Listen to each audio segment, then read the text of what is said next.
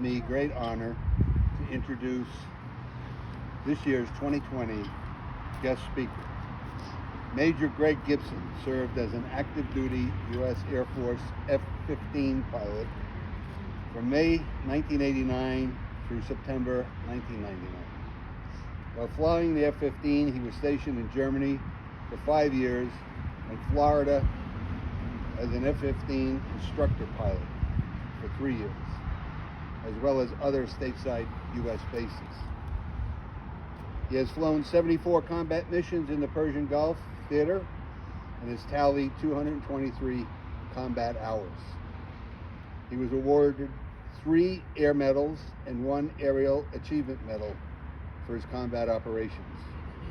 In 2010, after 11 years out of uniform, Greg returned to the Air National Guard in Cape Cod, Massachusetts, to help with time-sensitive targeting planning for U.S. STRATCOM. I'm going to ask him to explain what STRATCOM is. He is currently serving as a fighter officer at the Eastern Air Defense Sector in Rome, New York, where he assists in maintaining air defense of the United States. Last year, Greg was forwarded deployed to Al Udeid, Qatar, for 8 months in support of Operation Inherent Resolve. While there, he oversaw combat air operations that led to the defeat of the ISIS Caliphate in Syria. Greg now works as a private pilot. It's my honor to introduce Greg Gibson.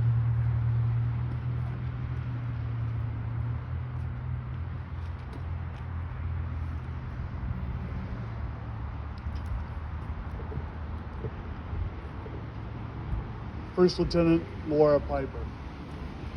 Laura was an intelligence officer in the U.S. Air Force in the 1990s when we were deployed to Incirlik Air Base in Turkey, supporting Operation Provide Comfort, enforcing the no-fly zone over northern Iraq from Saddam Hussein.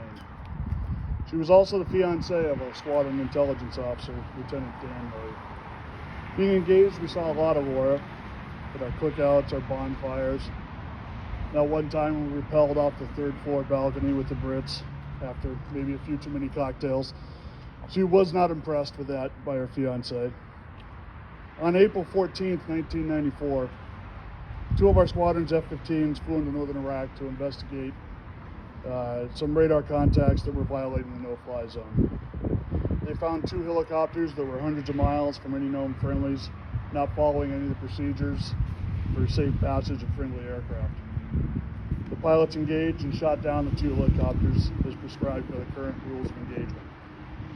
After returning to base, thinking that they had shot down 2 Iraqi helicopters attacking unarmed Kurds, Dan was the first to realize that they had actually shot down 2 U.S. Blackhawks, one of them with Laura inside. 26 U.S. and Allied military members were killed aboard those 2 helicopters. There were no survivors. Lieutenant Colonel Tom Divot Smith. Divot flew with me in Germany back in the 90s and was a true warrior and still holder of the best ejection story that I've ever heard. After his crippled F-16 engine seized, he ejected over a golf course in Belgium, and his jet crashed into the 5th fairway of a Belgian golf course, creating a rather large divot. Divot died on March 23rd, 2015 after a courageous battle with brain cancer. At the time, he was working with Lockheed Martin, developing the Air Force's newest fighter, the F-35. I had the honor of reconnecting with his widow, Mitzi, and his son, Carson, when he interviewed for an Air Force ROTC scholarship. This year, Carson will graduate from the Massachusetts Institute of Technology and be commissioned as 2nd Lieutenant in the U.S. Air Force. Lieutenant Colonel Tom Moses Belay. I was Boo's first student after he became a pilot training instructor in the T-38 at Laughlin Air Force Base.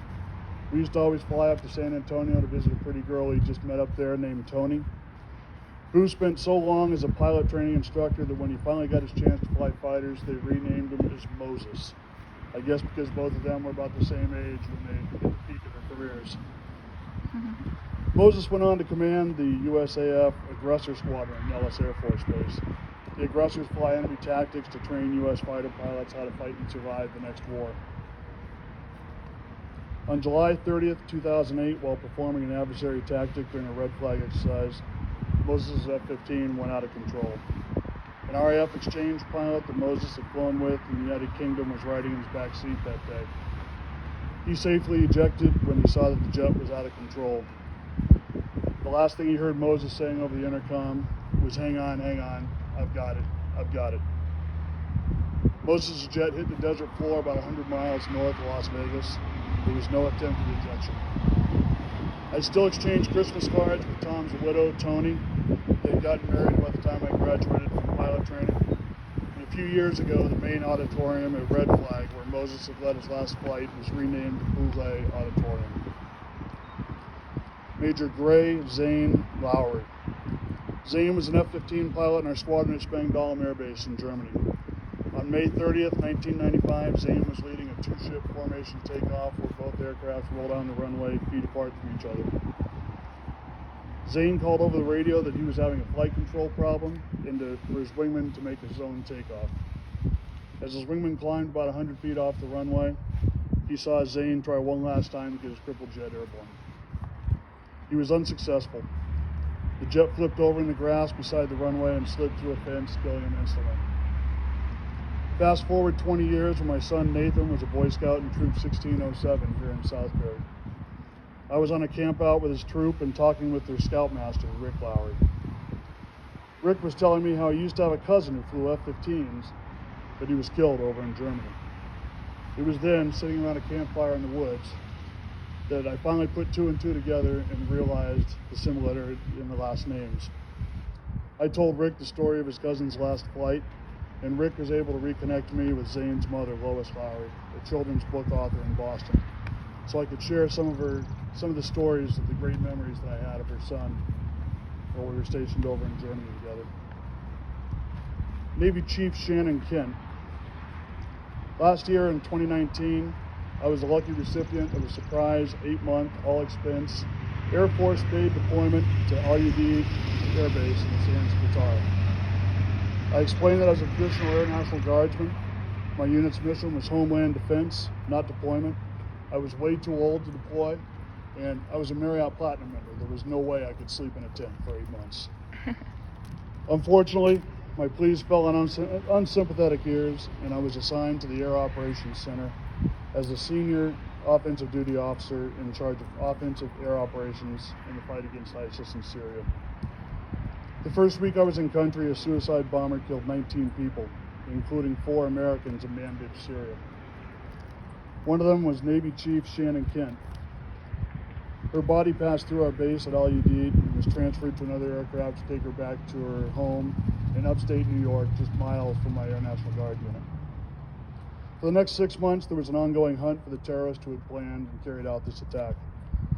The month before I rotated home, he was located in ISIS safe house in northwest Syria. I was able to help coordinate the airstrike that brought American justice to the individual responsible for this attack. Finally, Lieutenant Colonel Alan Killer Miller. Killer was the weapons officer in my first fighter squadron at Bitburg Air Base in Germany. He was a fighter pilot in every sense of the word. He led the first aircraft into northern Iraq on the first night of the Gulf War. He was a Robbie Reisner Award winner for the Air Force Fighter Weapons School graduate that made the biggest contribution to real-world operations the year after he graduated from weapons school. He was a friend and a mentor. Just last week, he was killed in a car accident driving home from his job as one of the chief pilots at FedEx. Immediately, my phone and email lit up with news of his tragic passing. I reconnected with squadron buddies that I hadn't seen in the last 20 years. Last Friday night, we held an emotional Zoom tribute with many of the members of that squadron. There can be no greater legacy of a man than the lives that he brings together. Killer left an incredible legacy. These are the names that I think of this Memorial Day. Anyone who has ever served in the military has stories such as these. Friends lost too soon, lives suddenly cut short.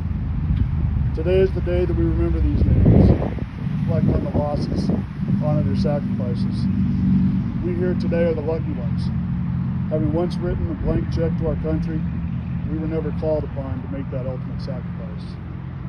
We were and still are the ones called upon to remember our comrades, fellow soldiers, sailors, and airmen who did commit that ultimate act of laying down their lives for another. They say a person dies twice. Once when they take their last breath, and again when their name is no longer spoken. It is our job, the living, to make sure the day of the second death never comes. To make sure that their family and loved ones are always aware that a grateful nation appreciates and remembers their sacrifice. In the words of General George S. Patton, it is foolish and wrong to mourn the men who have died. Further, we should thank God that such men have lived.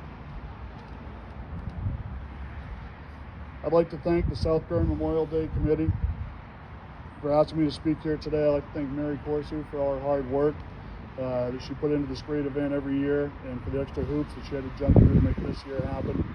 I'd like to thank my fellow veterans, Ken Corsu, Bernie Mallon, Mike Corelli, for their service to our country and the leadership they provide to their awesome veterans organizations. I'd like to thank First Selectman Manville for allowing this to take place, even under these circumstances. And in conclusion, I'd like to end with a toast that we used to begin every Friday night in the Squadron Bar back in Germany. So here's a nickel in the grass to you, my friend, for your spirit, enthusiasm, sacrifice, and courage. But most of all, for your friendship. Yours is a dying breed, and when you are gone, the world will be a lesser place. Thank you very much.